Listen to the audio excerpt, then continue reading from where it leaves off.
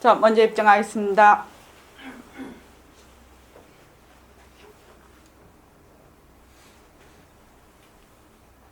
말하고 듣는 이 자리가 바로 당장의 마음입니다. 마음을 가라앉히시고 내가 듣는다.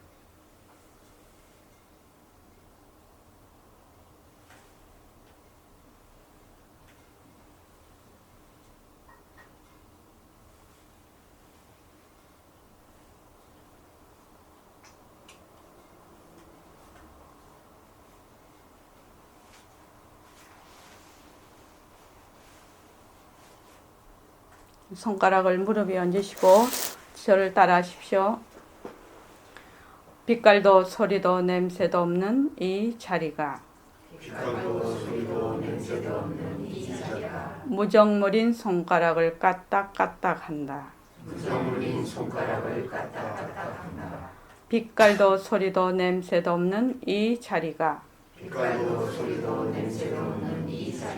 무정물인 귀로 듣는다.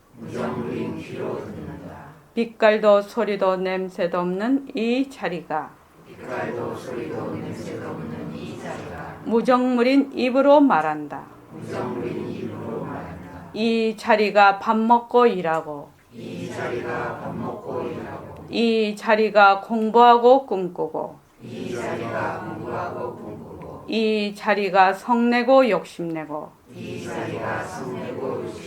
이 자리가 좋아하고 싫어한다. 빛깔도 소리도 냄새도 없는 이 자리가 무정물인 몸뚱이를 끌고 다닌다. 나는 자유로운 삶의 주인으로서 애착과 집착 탐진치를 여여서 모든 생명들과 더불어 건강하고 행복하게 모습을 잘 굴립니다.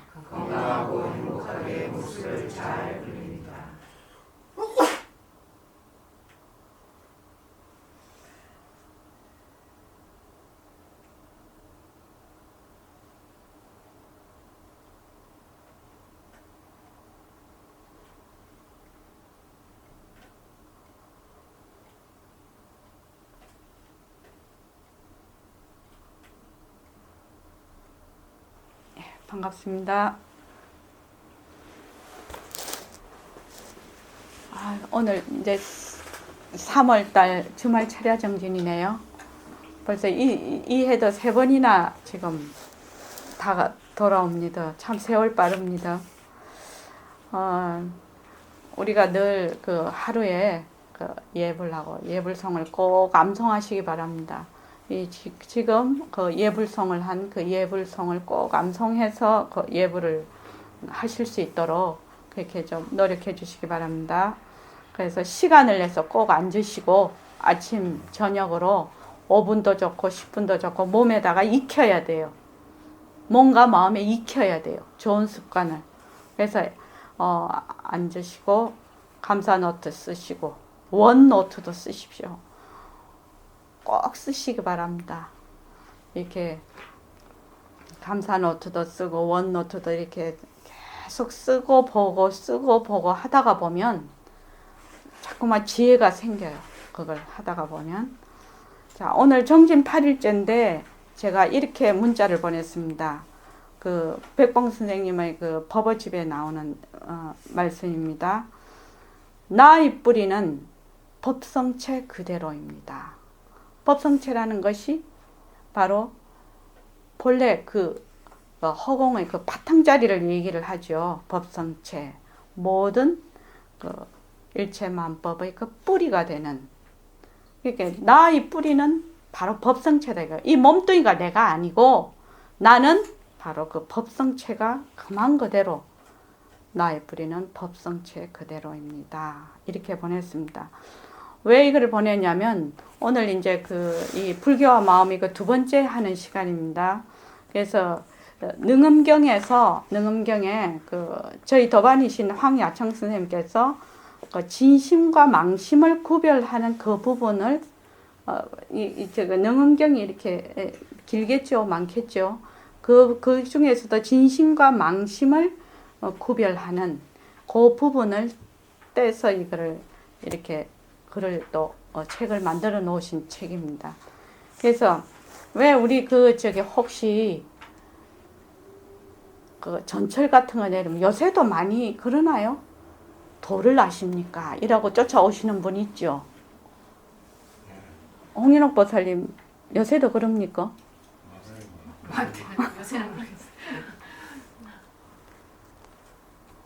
그래서 저는 한번 그랬거든요. 니는 아나 그랬거든요. 니는 아나 이래. 도를 아십니까? 저보고 물어요. 그래서 니는 아나 이렇게 막 하더라고. 홍인옥 보살님 도가 뭡니까? 우리 도 닦으러 왔지요. 여기 도 닦으러 왔지요. 그러니까 무엇을 도라고 하느냐 이 말입니다. 무엇을 도라고 하는? 도 닦으러 온 사람이 뭐가 돈지 모르면 뭘 닦어? 어떻게 닦을 수가 있냐고. 도를 아십니까? 이러면 니는 아나 그렇게 한번 해주고 뭐를 도라 하냐 이 말입니다.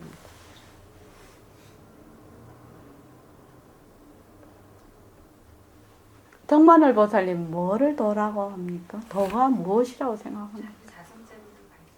그렇습니다. 진심을 밝히는 것이 도지요. 도라고 하면은 보통 사람들이 도 닦는다 이렇게 하면은 나의 그 진심자리, 나의 본래의 그 자성자리를 밝히는 게 도거든요. 그걸 통상적으로 도라고 얘기를 하죠.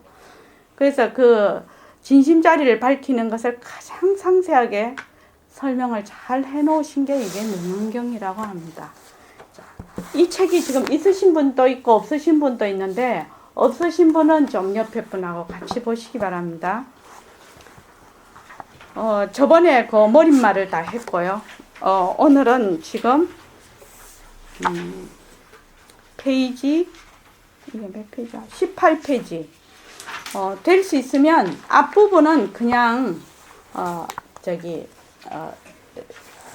좀 읽고 넘어갈 생각입니다.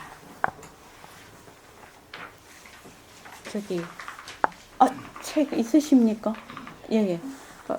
일도거사님 좀 경 해놓은데 좀 읽어주십시오. 어떻게 읽으시냐면요. 여기 중간에 가면 무료의 경지에 도달한 대아라한들이었다.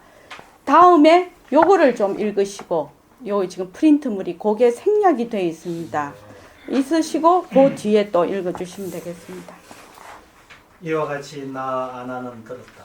한때 부처님께서 신라벌성의 규한정사에서 대비구의 무리 1250명과 함께 계셨는데 그들은 모두 마음이 경계를 따라 쉬어나가지 않는 무루의 경지에 도달한 대아라한들이었다.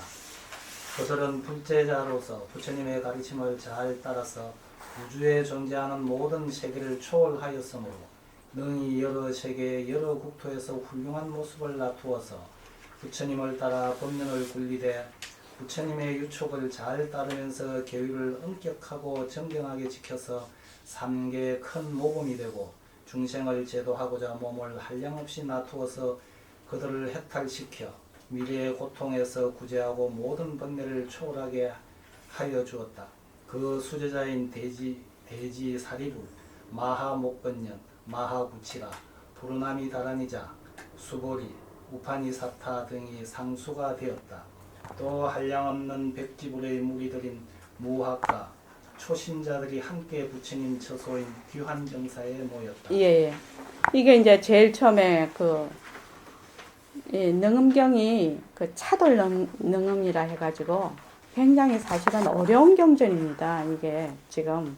네, 경중에서 아까 우리 금강경을 읽었는데 금강경은 그게 없어요. 설명이 없어요. 설명이 없고 그냥 그 공리에 이미 요달한 그 자체로서 그냥 쫙 나가니까 굉장히 어려운 경이에요. 금강경이. 굉장히 어려운 경인데 능엄경은 금강경을 보기 전에 능엄경을 먼저 보고 이것을 진심과 망심을 다 확연히 파악을 하고 난 뒤에 금강경을 읽어야 된다 할 정도로 그 금강경이 어려운 경입니다. 그래서 이 능엄경은 그 본래의 나의 마음, 진심, 우리가 쓰고 경계에 따라서 막 그 변하는 망심이 아니고 그 진심을 가장 자세하게 잘 설명해 놓은 경전이라고 얘기를 합니다. 그래서 그 출가하신 저기 승가에서는 이 능엄경이 사교과에 들어가는 그 경전이라고 합니다. 여기 제일 처음에 이와 같이 나 아나는 들었다 이렇게 되어 있는데 여시아문과 그 일시, 여시와 일시에 대해서 백봉 선생님의 법문 앞으로 우리가 요 다음 지금 계속해서 1시간 좌선 1시간 법문 1시간 좌선 1시간 법문으로 나갈 건데 그때 백봉 선생님이 이 일시와 여시에 대해서 굉장히 상세하게 설명을 해 놓으셨기 때문에 그거는 그대로 요거는 그대로 넘어갈까 합니다. 지금 다시 법문을 하실 거니까요. 그런데 이제 그 법문을 하실 때 이와 같이 여시아문 이렇게 모든 경전에 제일 처음 나오는데 부처님이 이제 돌아가실 때가 됐어요. 그러니까 이제 그 아난 존자께서 막 벽에 기대서 울었단 말이지. 딴 데 가서 이제 부처님 내 시봉 들고 있다가 그러니까 아나열타 존자가 부처님께 이제 돌아가시니까 물으라고 했단 말이지. 그러니까 뭘 묻느냐. 이제 그것이 어디에 나오느냐면 우리가 앞으로 지금 12시에서 1시 정도요. 그때 볼 부처님 유교경에 대해서 오늘 그걸 동영상을 가지고 왔습니다. 거기에 자세히 잘 나오더라고요. 그래서 여시아문 부처님이 아난존자가 4가지를 물었단 말이죠. 부처님 떠나신 다음 누구를 스승으로 모셔야 합니까? 이러니까 이계위사. 그러니까 부처님이 말씀하신 법과 유를 거기에 의지를 해야 된다. 그럼 어디에 의지해서 머물러야 됩니까? 의사념처다. 그러니까 그 말은 몸과 마음 여러 가지 법이 모두 자체성이 없고 공한다. 이 법에 머물러야 된다. 그 다음에 이제 악성 차익 비구를 어떻게 부처님이 출가하실 때 그 마부 이름이 차익이었나 봐요. 근데 이분이 그렇게 대중 가운데서도 말썽을 일으킨 분이었다고 합니다. 그래서 그분을 어떻게 하면 좋겠습니까? 그냥 그걸 하지 마라. 말도 하지 말고 그냥 면대도 하지 마라. 그냥 왕따 시켜버려라. 일종의 말을 하자면 그래가지고 이 차익 비구가 결국은 그 버릇을 다 고쳤다고 합니다. 그 다음에 이제 4번째 일체경의 첫머리에 무슨 말을 두어야 됩니까? 이렇게 물었더니 여시아문이라고 해라.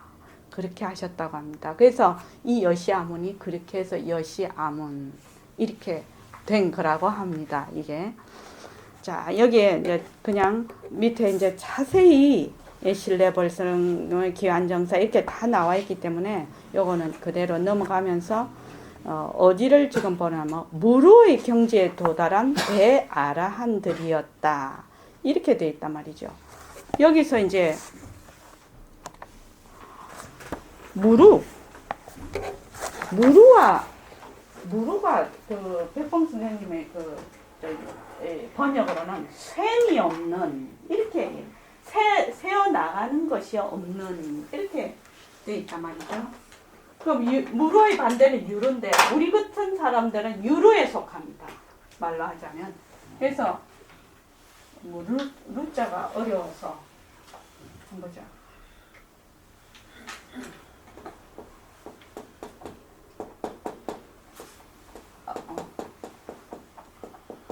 무루가 있고 유루가 있다.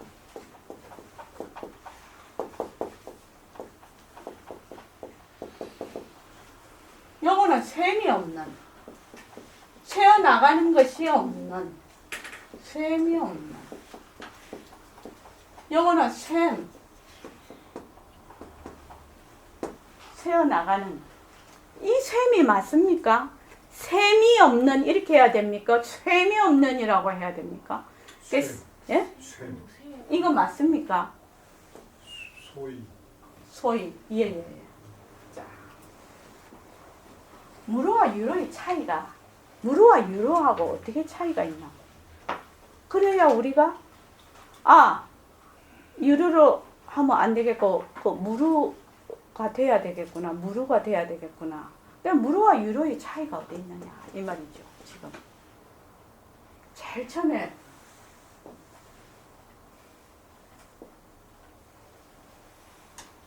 유료부터 하죠. 유료부터 하면 무료가 나오겠죠. 유료가 되는 거는 경계에 따라서 막 이렇게 마음이 그냥 번뇌를 일으키는 건데 왜 경계에 따라서 번뇌를 일으킬까요? 어떻게 돼서 제가 지금 질문이 별로 안 좋습니다. 그죠? 내 답에 맞춰서 질문을 하고 있거든. 그럼 답을 먼저 말을 해버려야지. 그래야 내 속이 편안하지. 유료는 둘러봐.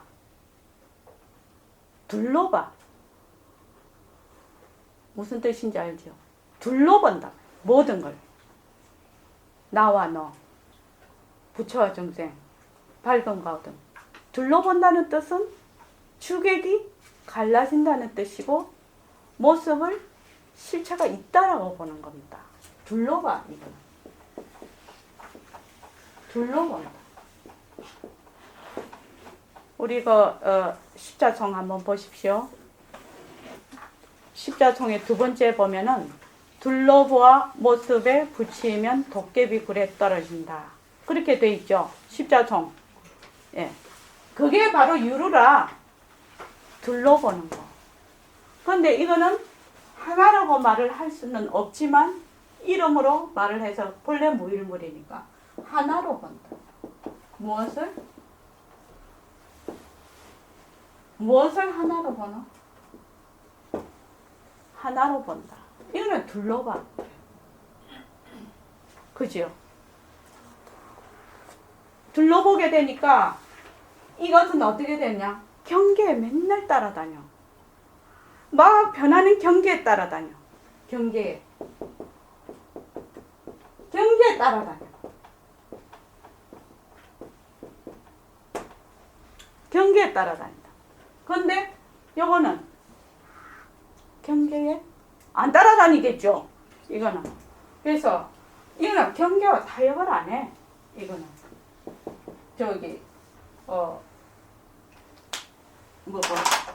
보림서는 버전을 하면 요거는 경계와 타협을 안 한다. 요거는 경계와 타협을 하는 거지. 그러니까 눈으로 딱 봐. 눈으로 보니까 좋다 나쁘다. 귀로 들어. 좋다 나쁘다. 그죠? 맛을 봐. 좋다 나쁘다. 생각을 좋다 나쁘다. 좋다 나쁘다. 좋다 나쁘다. 이렇게 해서 온갖 육근으로 전부 경계에 타협을 하는 거야. 그래서 번뇌망상을 막 일으켜.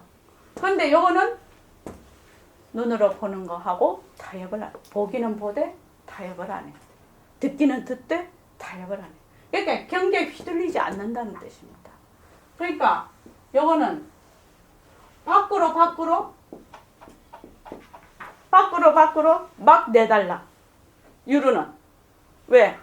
내라는 것이 있고 경계라는 것이 있으니까 벌써 주객이 딱 나눠서 계속 밖으로 쫓아다녀. 이거는. 그런데 이거는 내외가 없어. 이걸 내외명철이라고 하죠. 내외가 하나라. 이게 내외명철이거든. 내외가 그냥 하나가 돼버려. 말을 하자면. 하나니까 바깥으로 나갈 일도 없고 들어올 일도 없지요. 요 1번이 굉장히 중요한 단서라요. 그러니까 보통 우리는 맨날 둘러보니까 이게 주객이 나눠져 버려. 이건 주객이 하나라. 주객이 안 나눠져. 그래서 주객이 하나가 돼버려. 그러니까 하나로 되니 경계와도 타협을 하고 나가고 들어오고 할 것이 없어. 이거는 그냥. 그래서 고림선언 버전으로 하면 이거는 모습을 잘 굴려. 이미 공리의 요달이 돼서 그 바탕과 모습이 둘이 아닌 것을 알아. 그래서 모습을 잘 굴려. 근데 여기는 숨은 모습놀이를 하는 거야. 무르와 유르를 잘 좀 나름 설명을 좀 쉽게 해보려고 이렇게 한번 써봤습니다. 그래서 무르 대 아라한이라는 것은 경계에 따라서 마음이 막 바깥으로 내달라서 번뇌를 일으키지 않는 것이 무르거든. 그런데 유르는 경계에 따라서 막 내달라서 번뇌망상을 일으키는 것이거든. 그런데 왜 경계에 따라다닐고 모습을 진짜로 보거든. 모습을. 경계를 진짜로 보거든. 그래서 이건 딱 둘러봐 버리는 거지. 그런데 요거는 딱 하나로 봐. 요건 주객이 하나가 되고. 그런데 이건 다 주객으로 나눠져 버린다. 그래서 유르와 무르는 이런 차이가 있습니다. 그래서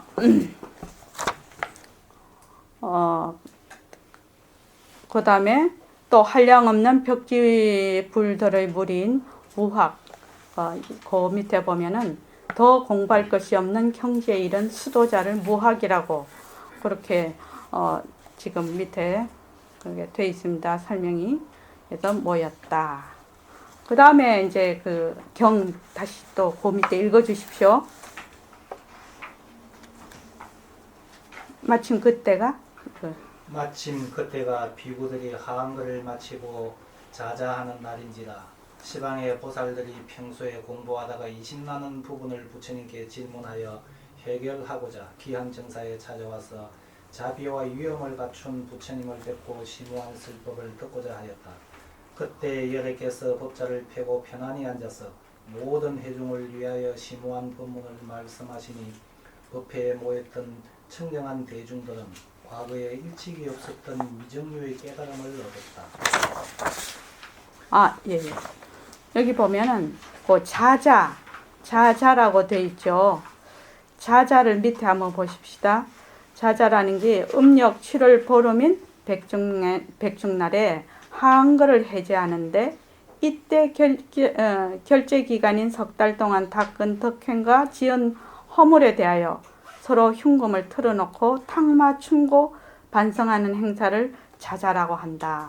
그렇게 되어 있습니다. 그러니까 한거 마치고 해제하는 날 서로 이제 전부 허물도 얘기하고 공부도 탕마하는 것을 자자라고 한다고 합니다. 그래서 여기서 또 그 밑에 보면은 미증유라 할 때 그 증자라는 것은 지금까지 한 번도 있어 본 적이 없는 그 뜻입니다. 그 미증유의 깨달음을 얻었다. 그 다음에 강의에 강의가 그 다음 경을 또 읽어 주십시오. 이때 가능빈가 새소리같이 아름다운 부처님의 선음이 시방세계인 우주에 가득하자 그 소리를 듣고서 항사의 수많은 보살들이 기한 정사의 도량으로 모여오는데 문수사리가 그 보살들 중에서 상수가 되었다. 예. 여기서 이제 문수보살이 나오시는데 문수보살이 어떻게 상수가 되었는가 이 말이 굉장히 상징적입니다. 지금. 그러니까 우리가 이 공부를 지어 나가는데 지혜가 제일이다. 이 공부의 바탕은 지혜다. 바로 이 말씀을 이것을 상징적으로 뜻하고 계십니다. 지혜 제일이 그 문수사리 보살을 문수사리 보살은 지혜를 뜻하는 것이거든요.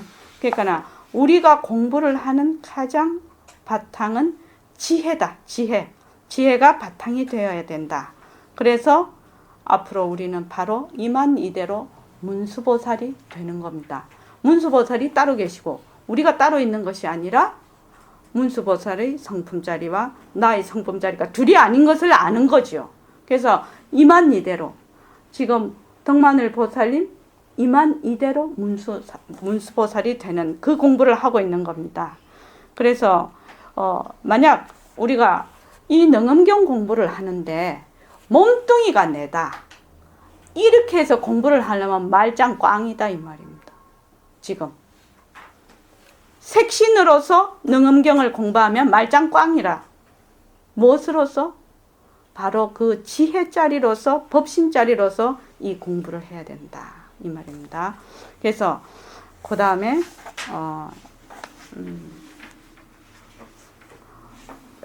21쪽 거기 그 밑에 제일 밑에 그 이런 세상은 이거 좀 유정인 중생들이 그거부터 좀 읽어봐 주시겠습니까? 강의. 유정인 중생들이 살고 있는 세상의 종류는 분류 기준에 따라서 삼계와 사생과 육도와 구류 등으로 분류하는데 그 수요는 이루 셀 수 없이 많다. 이런 세상은 각기 차원이 서로 다르고 각 세상마다 고유한 진동의 주파수나 사이클을 가지고 있는데 같은 세상에 사는 중생은 같은 주파수를 사용하는 동업 중생이라고 부른다. 예. 지금 여러분들께서 서로 다 볼 수 있고 이 세상을 똑같이 볼 수 있고 또 내가 지금 이 연꽃을 보면 지금 이 연꽃이 붉게 보이잖아요. 그러면 지금 청암보살이 붉게 보고 있죠. 또 이 모습으로 보고 있죠. 어떻게 해서 이러냐 이 말입니다. 이거는 같은 사이클로 보기 때문에 같은 KBS라 지금 다 KBS 틀고 있어. 그래서 KBS에 나타나는 화면을 똑같이 보고 있는 거예요. 그런데 다른 업을 가지면 MBC 이렇게 다른 채널로 보는 거예요. 그래서 우리는 지금 같은 채널을 보고 있는 사람들의 모임이라 지금 이것을 동업중생이라고 합니다. 예, 그 다음에 그래서 이 주파수가 다른 세상은 서로가 보고 듣지를 못한다. 사람이 천상이나 지옥을 못 보고 귀신이 인간을 못 보는 것은 모두 고유하게 사용하는 주파수나 사이클이 다르기 때문이다. 우리가 밤하늘에서 보는 은하계는 인간과 같은 주파수를 사용하는 동업세계이다. 하늘나라 중에도 도솔천이나 대범천이나 극락세계에서 사용하는 주파수도 각 제각기 서로 다르니 차원이 다른 하늘끼리는 서로 알아보지를 못하고 당연히 서로 그 존재조차 모르고 있다. 진동이 다른 중생들의 세계가 허공에 겹겹이 존재하면서 서로 걸림이 없이 얽혀 있다는 것이 불교의 세계관이다. 예. 그거 보면 중중무진이라는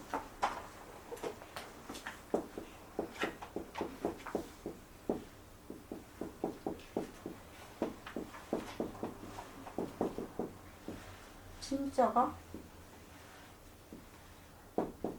이건가? 맞습니까? 한자 실력이 이게 바닥이다 보이니 자 중중무진이라는 말을 그 불교에서는 많이 하거든요. 그런데 여기 보다시피 그러니까 세계가 허공에 겹겹이 그러니까 한번 물어볼게요. 우리 그 선생님께서 도솔천에 가는 거 도솔천에서 만납시다 이랬단 말이지 우리가.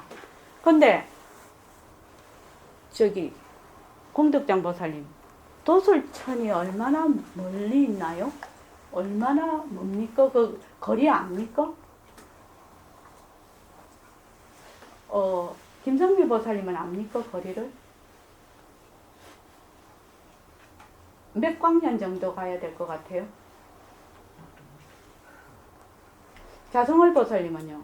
아니 도솔천을 가려면 도솔천이 어디 있는지 알아야 갈 거 아니냐고. 도솔천 어디인지 모르면 이제 못 가겠네. 장원보살님 도솔천 어디 있는지 알아? 허공에 있겠지? 아이고 큰일 났네. 도솔천 몰라서 이거 부산이 어딘지 알라고 가면은 부산 어딘지 알고 가야지 갈 수가 있지. 왜 모르고 왜 거기를 간단 말고? 네이비가 가르쳐주겠죠. 맞아. 네이비가 있으니까 안 가면 네이버에 물어보면 가겠지. 덕만열 보살님, 도솔천이 어디 있습니까? 깨달은 그 자리. 깨달은 사람들이 가는데. 깨달은 사람이 가는데 마녀보살님은 도솔천 어디 있습니까? 잘 모르겠습니다. 네, 좋습니다. 도솔천이 어디에 있는지를 알아야 우리가 도솔천을 갈 수 있는데 도솔천이 어디에 있느냐. 그러니까 그 불교에서는 그 허공에 세계가 겹겹이 존재한다고 해요. 그러면 어떻게 되노? 도솔천이 허공 안에 있는 건 확실하네. 그죠? 허공 안에 있는 거 확실하네. 그런데 허공 중에 우리 같은 지구도 나타나 있고 은하계 나타나 있고 도솔천도 나타나 있고 뭣도 나타나 있으면 서로 박치기 하겠네. 박치기 하겠네. 잘 모르겠죠. 아니겠죠. 박치기 안 하겠어요. 그럼 왜 박치기 안 합니까? 모습이 없기 네? 때문에. 모습이 없기 때문에. 그거 하니까 사이클이 다르니까 박치기 할 수가 없지. 근데 아무리 사이클이 다르다고 해도 그 한 대 있으면 막 스파크 안 일어납니까? 전기가 막 사이클이 막 이렇게 되면은. 근데 우리도 전자파 무지무지 많이 쓰고 있는데 희한하게 이게 안 일어나고 있어 지금. 우리 지금 이 세상에서는. 다른 세상에서는 일어날 수 있겠죠. 근데 이 세상에서는 지금 안 일어나고 있다. 자, 중중무진이라는 거는 왜 그러냐면은 이것이 비었기 때문에 모습을 놔두어도 그 본바탕은 비었기 때문에 그건 거라. 이 부딪히지를 않는 거야. 아니, 우리 이 모습은 말입니다. 이렇게 하면 부딪히잖아요. 지금 이거 못 들고 나가잖아요.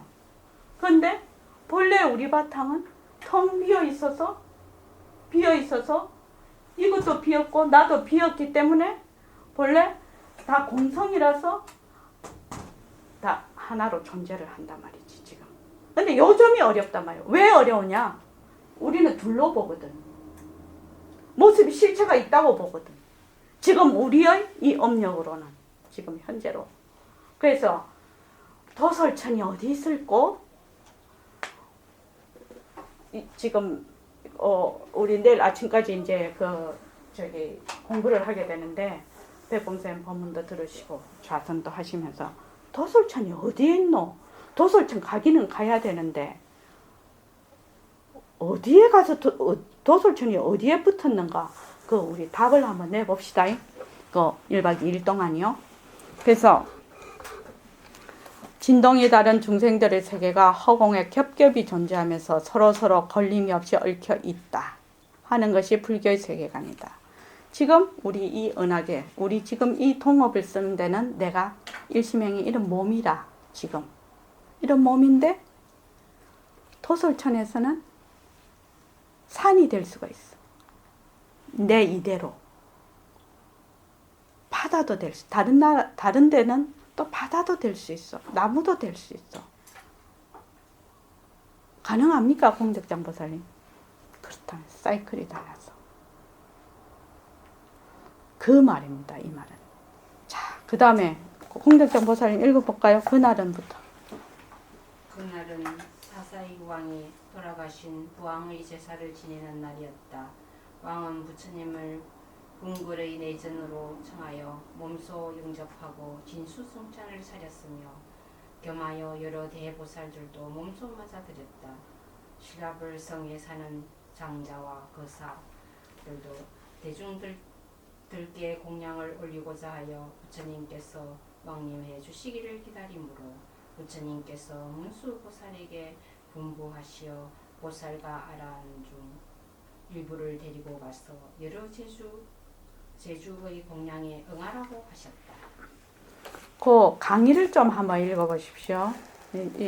재미있게 얘기를 해놓으신. 조상의 은혜와 뜻을 비는 행사로 제사를 지내는 풍습은 부처님 당시 인도에도 있었다. 우리가 제사를 유교의 고유한 의식으로 보거나 귀신을 모시는 미신이라고 폄하하는 것은 잘못이다. 네, 그렇다고 하네요. 인도에서도 옛날에 이미 제사라는 그 의식이 있었다고 합니다. 그러니까 조상의 은혜와 뜻을 기리는 행사로 제사가 있었다고 합니다. 자, 그 다음에 홍현욱 보살님 읽어주시겠습니까? 그런데 아나는 먼저 다른 초청을 받아서 멀리 출타하여 그날 공거리 초청에 참석하지 못했다. 아나는 동행하는 승려도 없이 혼자 외출했다가 돌아오는 길이었는데 그날은 공양이 없어서 돌아오는 길에 성중에서 바루를 들고 차례로 걸식을 하게 되었는데 마음속으로 아직까지 한 번도 스님에게 공양을 시주한 적이 없는 사람한테 밥을 빌어보자고 생각하였다. 아나는 일체 중생들이 공덕을 지을 수 있도록 보시할 기회를 고르게 제공하여 주고자 신분 계급이나 빈부를 가리지 않고 미천한 사람도 꺼리지 않고 평등한 자비심으로 걸식을 하였다. 또 아나는 전날에 부처님께서 수보리와 대가섭을 보고 수보리와 대가섭을 보고 아라한인데도 마음이 평등하지 못하다고 꼬지졌던 사건을 상기하면서 부처님은 항상 툭 트이시어 전혀 아무런 구애를 받지 않으시며 모든 의심과 비방을 초월하셨던 그 거동을 흠양하여 부처님을 본받고자 하였다. 그리하여 그는 성 밖에서 천천히 성문을 거쳐서 성 안으로 걸어 들어가면서 위를 엄정하게 가다듬고 걸식하는 법도를 따랐다. 예. 그 23쪽 한번 보십시오. 여기 보면은 그 동행하는 승려도 없이 혼자 외출했다가 돌아오는 길이었는데 이렇게 되어 있습니다. 그런데 요 뒤에 한자를 한번 보십시오. 그 뒤에 원문 24쪽에 그게 기무 불황회차 기무 상좌급 아사리 이렇게 되어 있거든요. 그러니까 그 보통 그 승려들 그 사문들이 그 출타를 할 때는 그 상좌 그 큰 스님 화상 정도 되신다고 합니다. 화상하고 아사리는 그 사범 스님 정도 되신다고 합니다. 그 분들하고 이렇게 짝을 지어서 바깥을 출타를 하게 된대요. 그래야지 여러 가지 잘못된 거나 뭐 행동이 잘못됐다든가 또는 그런 걸 잘 이렇게 규범을 잘 지킬 수 있도록 그렇게 해야 되는데 아난존자께서 그날은 혼자서 나갔단 말이지. 혼자서 나가서 걸식을 하게 됐단 말이죠. 돌아오는 길에. 근데 보통 이 걸식은 7집을 하게 돼 있답니다. 한번 걸식을 나가시면 7집을 하는데 만약에 7집을 지나가면서 밥을 얻으면 잡수시고 밥을 못 얻으면 그날은 굶으신대요. 그렇게 7집을 하시게 돼 있답니다. 그 밑에 보면 한 번도 스님에게 공양을 시주한 적이 없는 사람한테 밥을 빌어보자. 왜냐하면 인도에서는 그 사문들이 이제 그 비구가 이제 걸식하는 그 뜻이죠. 그러니까 스님에게 공양을 하면 복을 받는다라고 전부 다 인식이 되어 있습니다. 그러니까 전부 다 이제 쭉 걸식을 하러 다니면 이 시주를 해주는데 한 번도 스님에게 공양을 시주한 적이 없는 사람이라는 것이 어떤 뜻이냐면 24쪽 원문에 보면 그 중간쯤 한 줄, 두 줄, 세 줄 심중, 초, 구, 최후, 단, 월 이렇게 되어 있습니다. 최후, 단, 월이 한 번도 이렇게 시주를 한 적이 없는 그 사람을 최후단월이라고 한다고 합니다. 최후단월. 원문을 보면 최후단월이 바로 이 뜻입니다. 한 번도 스님에게 공양을 시주한 적이 없는 사람. 그리고 이제 그 밑에 쭉 내려가서 신분계급이나 빈부를 가리지 않고 미천한 사람도 꺼리지 않고 평등한 자비심으로 걸식을 하였다. 그 인도에서는 4계급이 있다고 그래요.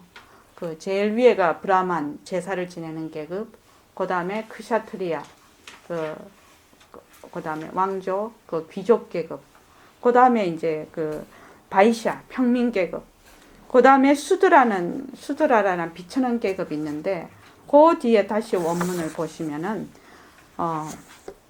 최우단을 이위 제주 몸은 정예 찰리 존성 급 전달아 이렇게 돼 있거든요.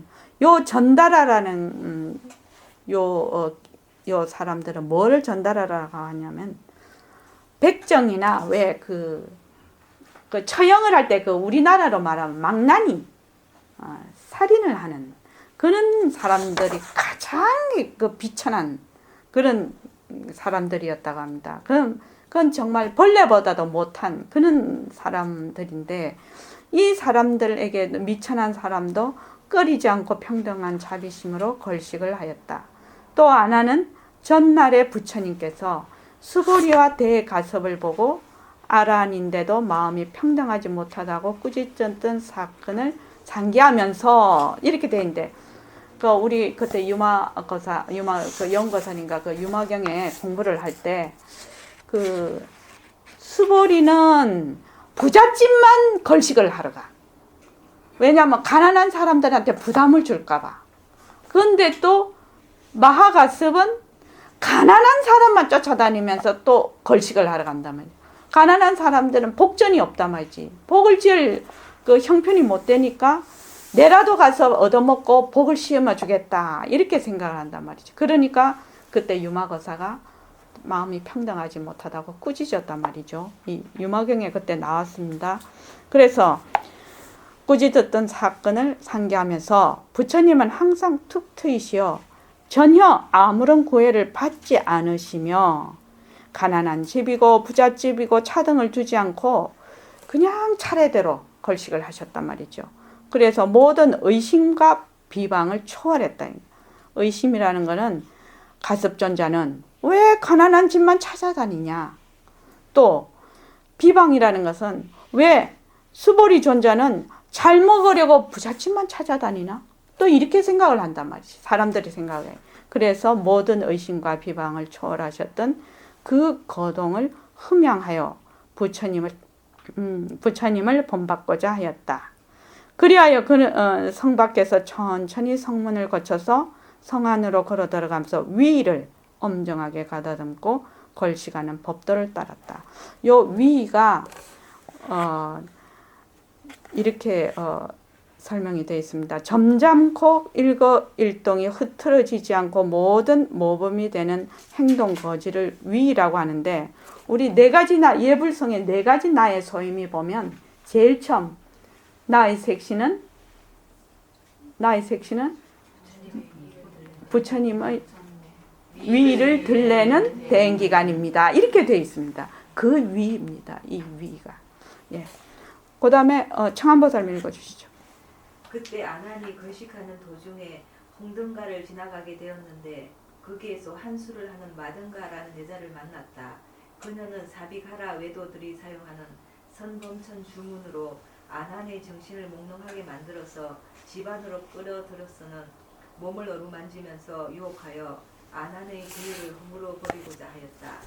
여래께서는 이때 바사기 왕의 궁궐에 계셨는데 아난이 마등가의 요술에 걸려든 것을 아시고는 공양을 마치시자마자 곧바로 기환 정사의 도량으로 급히 돌아오시니 왕과 대신과 장자와 거사들이 모두 부처님의 법문을 듣고자 도량으로 따라왔다. 예. 부처님께서는 그 공양을 받으시러 가면 그 공양을 받으신 다음 거기서 반드시 법문을 하셨다고 합니다. 그런데 지금 이 능음경의 배경이 되는 여기에는 아난이 지금 아난존자께서 그 마등가 집에 가서 일이 벌어지려고 하고 있으니까 그냥 속히 돌아오신 거라요. 법문을 하시지 않고. 그러니까 속히 본대로 돌아오시니까 이제 다른 사람들이 따라서 일로 오시게 된 거죠. 그곳에서 법문을 하시지 않고. 그 다음에요. 그 다음에 예, 김성리 쌤 읽어보시죠. 그때 세종께서 정수리에서 100가지의 법의 빛을 나투는 두려움 없는 광명인 백보무의 광명을 나투시고 그 광명 가운데서 성게의 꽃잎을 가진 법의 연꽃인 천엽보련을 나투셨다. 그 천엽보련 위에 부처님의 화신이 가부좌를 들고 앉아 신주를 외우면서 문수사리 보살에게 공부하셨다. 이 신주를 가지고 가서 어서 아난을 보호하라. 문수사리 보살이 즉시 부처님의 분부를 받들어 마등가의 집으로 가시어서 그 신주를 외우시니 마등가의 사비가라 주문에 주력이 소민을 내었다. 이에 문수사리 보살은 아난과 마등가를 데리고 부처님이 계신 유한 정사로 돌아오셨다. 예.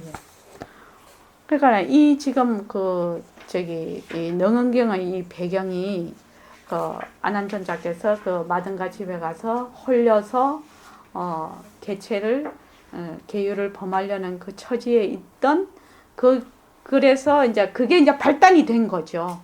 발단이 되어서 그랬는데 진짜로 아난존자께서 이게 진짜겠느냐. 그래서 부처님과 아난존자가 지금 연극을 벌이시고 있다.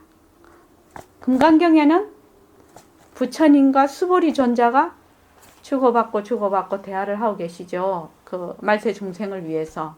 여기도 아난존자와 부처님께서 말하자면 짜고 치는 고스톱 지금 하고 계신다. 이렇게 지금 생각을 할 수가 있습니다. 그러니까 지금 마등가 집에 가서 왜 이렇게 이런 일이 벌어졌을까? 용수보살 대지도론에는 이렇게 되어 있습니다. 왜 우리 이렇게 인연이 있어서 옷자락만 스치는 인연, 옷자락만 스치는 인연이 되면 500생을 만나야 이게 옷자락을 스친다고 합니다. 그리고 우리가 같은 나라, 이 대한민국에 같이 이렇게 만나는 거는 1000생을 같이 있어야 된다고 합니다. 그 다음에 부모 자식은 만생이라고 해요. 만생. 그 다음에 형제는 9000생. 부부는 8000생. 형제보다 부부가 좀 그거죠. 나는 부부가 더 많은 줄 알았거든요. 근데 아니에요. 부부는 8000생. 형제는 9000생. 부자, 그러니까 부모와 자식은 만생이래. 그리고 스승과 제자는 몇 생이냐. 근데 나는 만생으로 들었는데 우리 청안보살은 12000생이라고 하대요. 저는 만생으로 들어가지고 그래서 옛날에 스승을 부모와 같이 모신다 뭐 이런 말도 있던데 저는 하여튼 뭐 만생으로 들었는데 또 12000생이라고 하시네요. 그래서 아난존자와 마등가는 부부로 8000생을 살아야 부부가 되는데 또 부부로 또 500생을 또 살았답니다. 옛날에. 그러니까 아난존자와 이 지금 마등가의 그 관계가 엄청 깊은 거죠. 이제 말로 하자면. 자, 요거는 요 정도로 하고 그냥 그 다음을 넘어가겠습니다. 여기서 그 앞에 신주 사비가라 주문을 누른 그 신주가 무엇이냐? 능음신주입니다. 능음신주. 자, 그 다음에 이건 그냥 이렇게 해서 넘어가겠습니다. 요거부터가 이제 중요합니다. 요걸 조금 해야 되기 때문에 조금 시간이 걸려서 하겠습니다. 안 할 수가 없어서.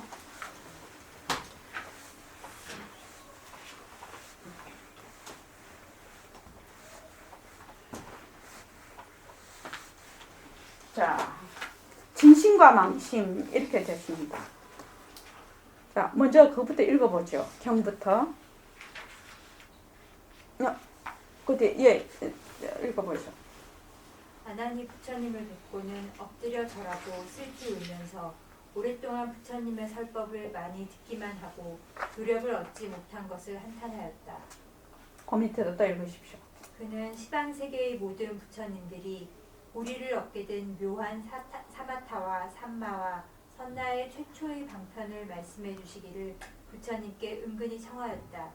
이때 항아사와 같이 많은 보살과 시방의 대아라한과 덕지불 등이 함께 법문을 듣고자 하여 모두 물러나 앉아서 잠자코 부처님의 설법을 기다렸다. 예, 여기까지. 자, 지금부터 이제 법문이 시작이 됩니다.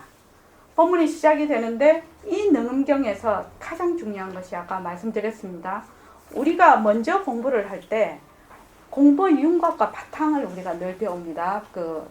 여기 보림선언에서 공부 윤곽과 바탕에 제일 먼저 나오는 것이 뭐냐면 공부를 하려면 어떻게 해야 됩니까?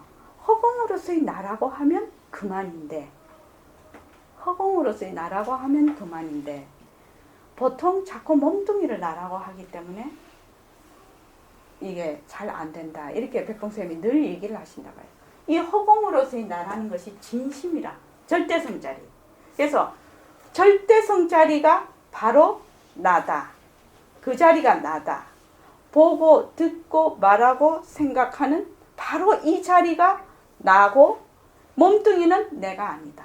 이것을 먼저 아는 것이 가장 기본이라요. 지금 그것이 무엇이냐 하면은 그 밑에 경에 몇 페이지고 28쪽 처음에 그 경에 28쪽 여기 최초의 방편을 말씀해 주시기를 부처님의 은근히 청하였다 이렇게 돼 있죠. 최초의 방편이 뭐냐? 요 최초의 방편이 최초의 방편이라는 것이 초방편이 최초 방편이 있고 초방편이 있어요.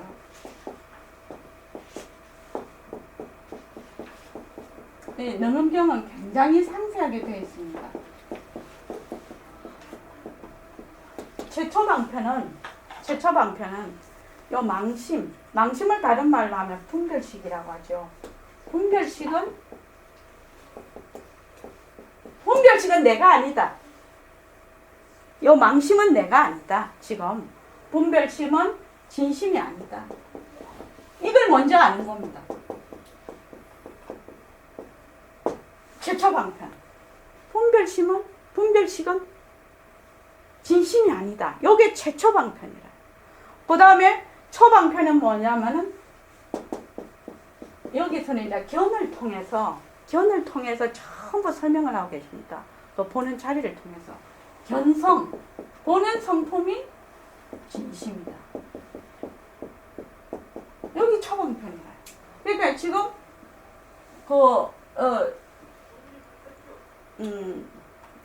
안한전자께서 최초방편을 말씀을 해달라고 했단 말이지. 그러니까 이 분별식은 진심이 아니라는 것을 먼저 설명을 다 하고 난 다음에 그 다음에 이 견성이 진심을 견성이 왜 진심인가. 그래서 이 진심의 특징에 대해서 계속 법문을 하고 계신단 말이죠. 지금 이게 그렇게 이 경전이 구성이 되어 있습니다. 그러면 우리가 여기서 한번 보자. 요게 잘 안 나오나? 이게 처음이 지금 우리가 알아야 반드시 알고 넘어가야 되는 것을 먼저 알고 이 경전에 들어가야 되기 때문에 오늘 요 먼저 알아야 되는 것부터 하겠습니다. 그럼 진심. 우리가 지금 진심과 망심 이렇게 되어 있다. 진심과 망심은 어떻게 다르나? 보통 우리는 경계에 따라서 휩쓸리는 마음을 내라고 해. 내 마음이라고 해. 공덕장 보살은 그랬죠. 보림선언에 오기 전까지는 눈으로 딱 보면 아 저거 좋다 나쁘다 사람을 딱 보면 잘났네 못났네 또 좋네 나쁘네 밉네 곱네 하는 그 마음을 내 마음이라고 했거든. 그런데 보림선언에 오니까 그거는 망심이라서 본래 네 마음이 아니다. 그 마음을 일으키는 그 바탕인 진심이 한 마음이 따로 있다. 이렇게 얘기를 했단 말이죠. 지금 얘기를 하고 있단 말이죠. 그래서 우리가 이 불교 공부를 제일 먼저 할 때는 진심과 망심을 잘 구별을 할 수 있어야 된다는 거예요. 이걸 구별을 못하면 어떻게? 망심으로 공부를 하면 어떻게 되느냐? 망심은 늘 변하는 거거든. 그러니까 공부를 해봐야 얼음 위에 글씨 쓴 거하고 똑같아져 버려. 자기는 공부한다고 매 하지. 하지만 엉뚱한 길로 가버리는단 말이지. 이 망심의 대표적인 것이 몸뚱이가 내라는 거예요. 이 몸뚱이가 내다. 이렇게 몸뚱이가 내인 이 마음으로 공부를 하면 엉뚱한 길로 가버린다. 그래서 그 몸뚱이가 내인 걸로 연불도 하고 참선도 하고 기도도 하고 경도 읽고 아무리 많이 해봐야 소용없다는 거예요. 무엇으로? 진심으로 해야 돼. 그래서 요 진심이 그 보림선언 버전으로 하면 절대성 자리. 망심은 그거를 하면 상대성. 이렇게 우리가 두고 보자 이 말입니다. 오늘 처음 오시는 분이 있어서 말씀을 드립니다. 백범 선생님께서는 이렇게까지 말씀을 하셨어요. 절대성과 상대성이라는 이 두 단어로 너희들이 공부의 10년 정도는 앞당긴다. 이렇게 얘기를 했어요. 왜냐하면 이 개념이 굉장히 명료하기 때문에 그렇습니다. 그러니까 상대성이라는 것은 상대가 있는 거예요. 밝음이 있으면 어둠이 있고, 여자가 있으면 남자가 있고, 내가 있으면 너가 있고, 주가 있으면 객이 있는 것이 상대라요. 그런데 절대라는 것은 상대가 없는 것이 절대라. 그냥 아까 무르에서 얘기하듯이 단지 그거 하나뿐이라. 하나뿐이니까 그 하나에 바깥이 있고 중간이 있고 안이 있을 수가 없지. 그렇게 있으려면 뭐가 기준이 있어서 바깥이 있고 안이 있고 중간이 있고 이렇게 돼야 되는데 하나밖에 없으면 없지요.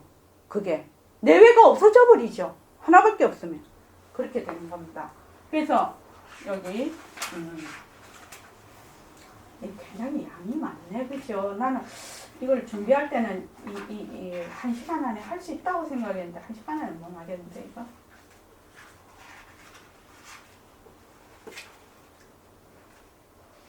오늘 그냥 여기까지만 하죠. 진심망신까지만요. 자, 보자. 처음 오신 분, 처음 오신 분은 좀 너무 어려워서 안 되겠다. 우리 자성을 보살님한테, 아니다. 자성을 보살님 저번에 그때 안 들으셨죠? 네.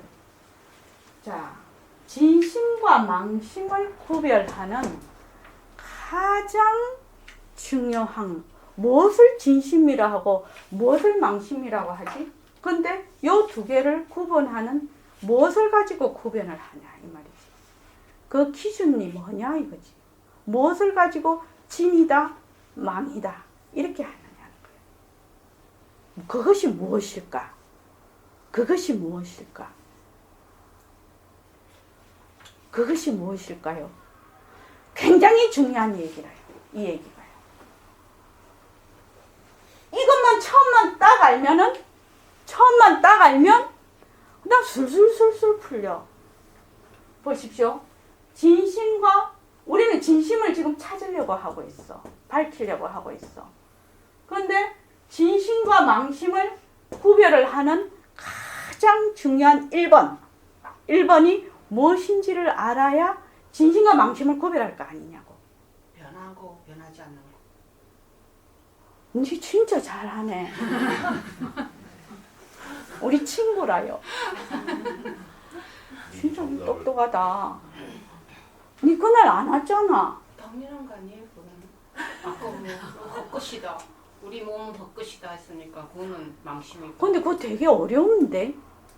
머리로는 잘 알아요. 그게 안 돼서 그렇지. 순건반지다, 도금반지다. 이랬을 때 도금은 변하니까 가짜다. 순금은 변하지 않으니까 진짜다. 저 사람은 참 진국이야. 참 변함이 없는 사람이야. 그런데 왔다 갔다 맨날 삐쩍빼쩍 하는 사람은 그 사람 보고 저 사람 진국이야 이렇게 얘기 안 합니다. 그래서 요거는 변함이 없다는 거예요. 변하지 않아. 요거는 변한다는 거예요. 얼마나 이것이 중요한 일인지 말입니다. 이제 앞으로 이제 그 유교경 우리가 그걸 볼 건데 불교의 가장 중요한 이 법문입니다. 일체의 모든 만법은 변한다. 무상하다. 변하는 것이다. 지금도 눈을 깜빡이는 것도 변하는 것이고, 그죠? 지금 피가 도는 것도 변하는 것이고, 말을 하는 것도 변하는 것이고, 변하지 않으면 생명체가 유지가 안 돼요. 오늘 새로 오신 수원에서 오신 분 성함이 어떻게 되시죠? 범준입니다. 박자. 범준. 네. 변하지 않으면 모습이 유지가 안 돼요. 이 모습이 있을 수가 없어요. 그죠? 모든 것을 변하는 데서 이런 모습이 있을 수가 있거든요. 그래서 변하지 않는다는 거예요. 진심은 변하지 않는다. 상대성은 망심은 변한다. 마음이 일어났다 꺼졌다 좋다 나쁘다 싫다 없다 슬픈 마음이 기쁜 마음이 됐다가 썩내는 마음이 좋아하는 마음이 됐다가 막 이래요. 힘든 마음이 또 낙이 됐다가 막 이래요. 그래서 매 변해요. 그래서 변하지 않는다와 변한다. 굉장히 중요한 얘기라요. 일체 변하는 것과 변하지 않는 것. 자, 한번 박범준 씨에게 제가 한번 여쭤볼게요. 변하지 않으려면 우애야 안 변하겠는가요? 변하지 않으려면 우애야 안 변하겠냐고.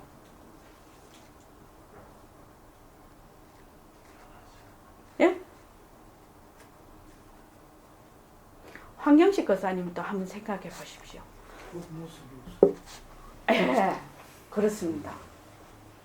모습이 없어야 돼요. 변하지 않으려면 모습이 없어야 돼요. 근데 변하는 것은 반드시 모습이 있어요. 이것도 너무너무 중요한 얘기라요. 그런데 여기에서 모습이 있다는 것은 없다도 있다에 속합니다. 중요한 거는 모습이 있다 없다 있다 없다 없다도 있다에 속하는 그 개념이에요. 그죠? 그런데 요거는 요 없다라는 것은 있다와 없다를 초월하는 겁니다. 비유 비무가 되겠죠. 이거는 비유 비무가 될 겁니다.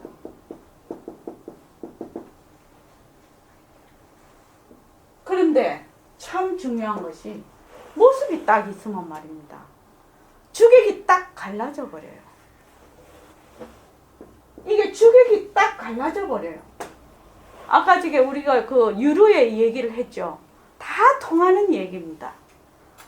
주객이 갈라지면서 둘로 봐버려. 둘로 본다는 것이 결국 무명이죠. 무명이라는 것은 하나만 있을 때, 명 하나만 있을 때는 무명이 아니에요. 근데 그 명이 자기가 너무 밝으니까 이 밝은 것을 한번 알아보고 싶어.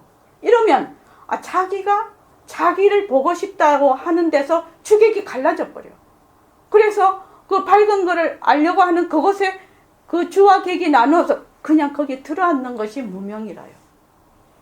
주와 객이 갈라지는 것이 무명이다 이 말입니다. 그래서 모습이 있으면 둘로 보게 되고 둘로 보면 주객이 갈라진다. 그래서 둘로 보면 그거 뭐지?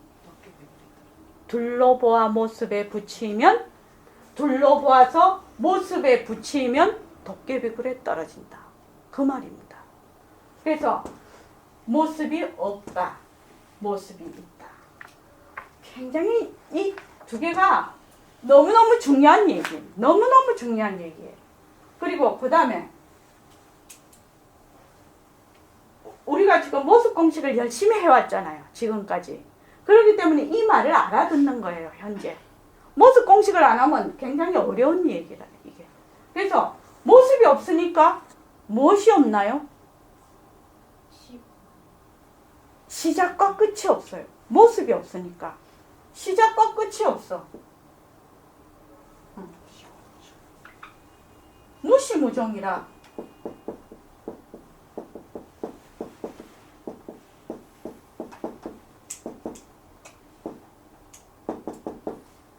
시작과 끝이 없단 말이지. 시작과 끝이 없어. 그런데 얘는 시작과 끝이 있어. 시작과 끝이 있어.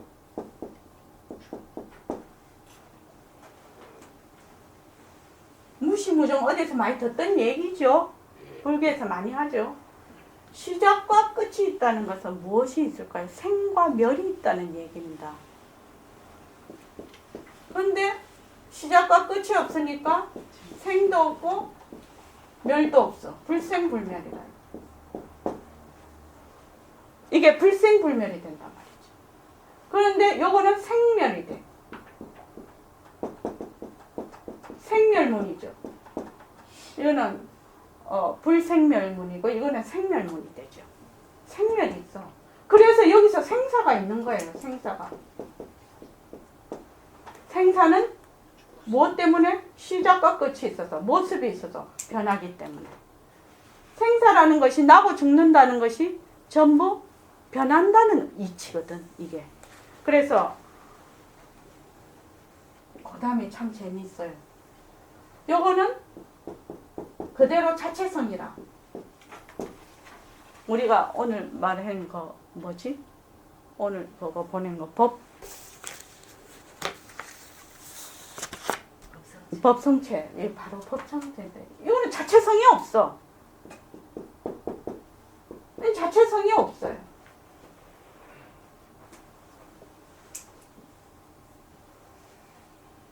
그런데 요 다음이 참 재미있는 얘기라요.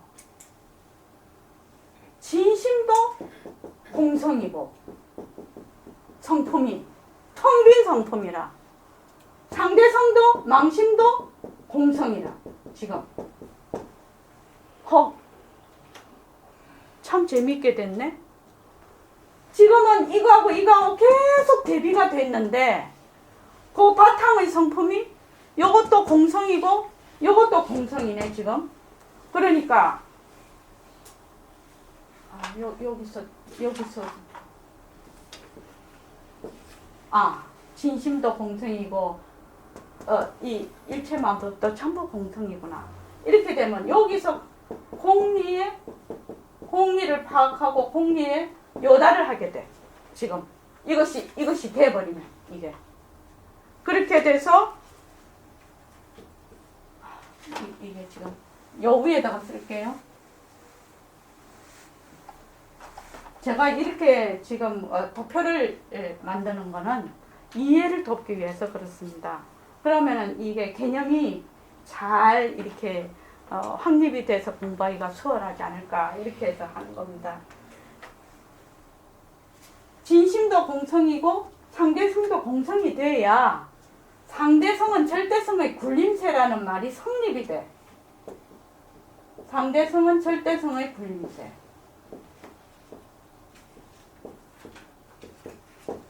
저 보현보살장에 원각경 보현보살장에 일체의 모든 화나는 무엇이 열애장 속에서 다 나타난다. 그렇게 돼 있거든. 그러니까 모든 상대성 일체만법은 절대성에서 나툰다. 그 바탕은 절대성이다. 이렇게 된단 말이죠. 그래서 여기서 그렇게 되면 어떻게 해야 되냐? 진심과 망심이 둘이 아니다. 또 주객이 둘이 아니다. 왜? 전부 다 텅 빈 성품이니까. 그래서 여기서 뭐가 되느냐면 열로 오십시오. 여기서 불이법문이 돼.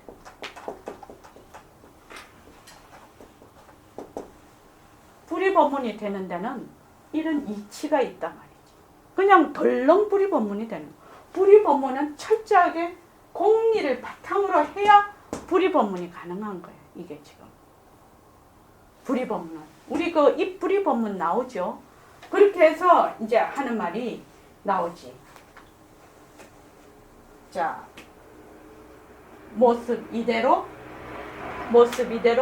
성품.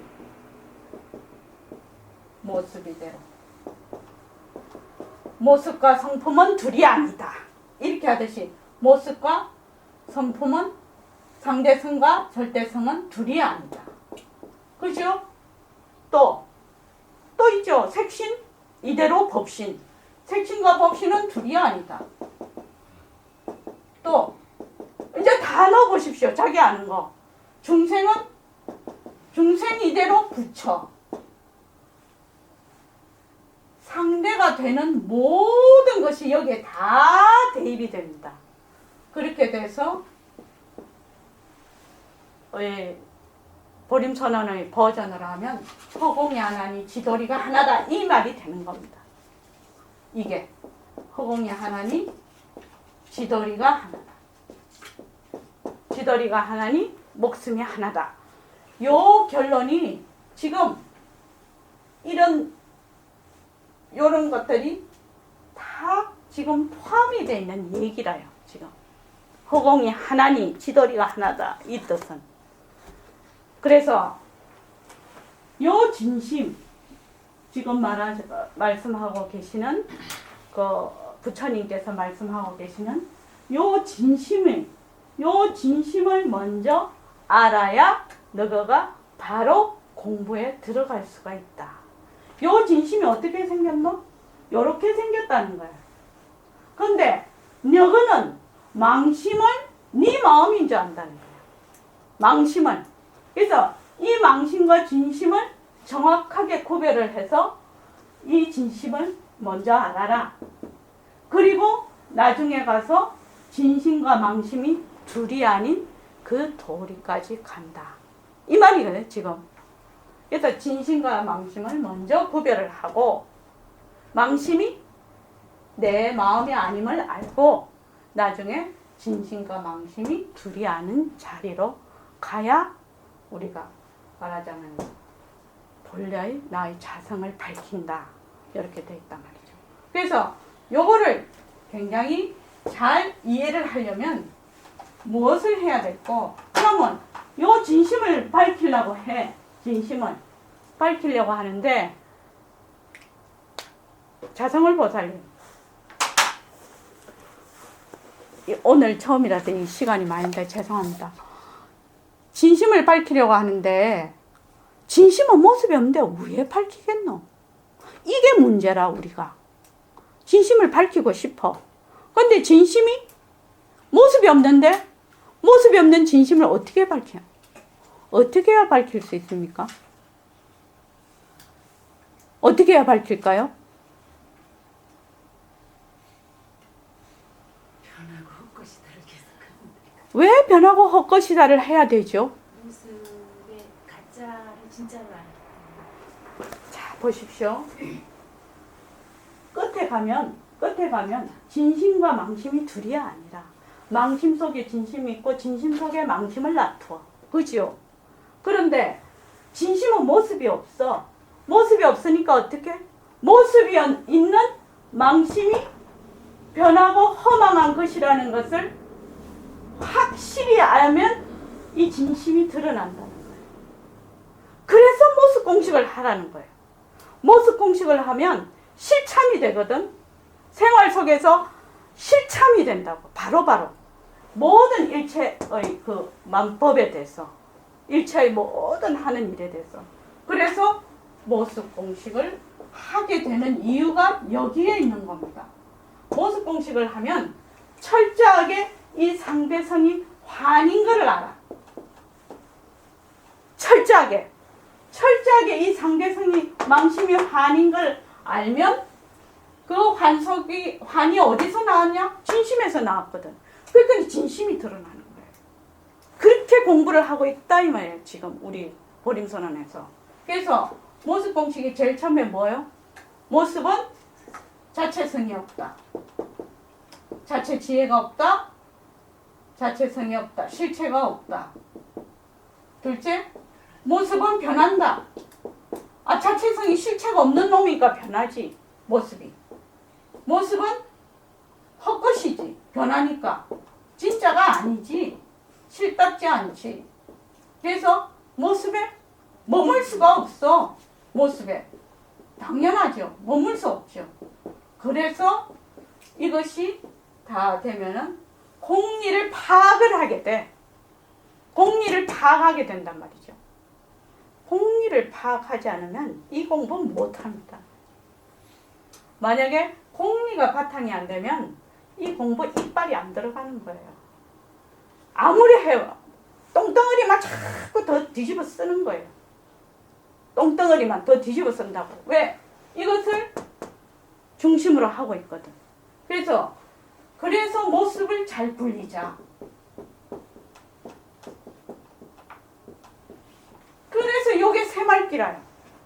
새말기는 공리를 바탕으로 해서 지금 우리가 하는 수단 방편이다.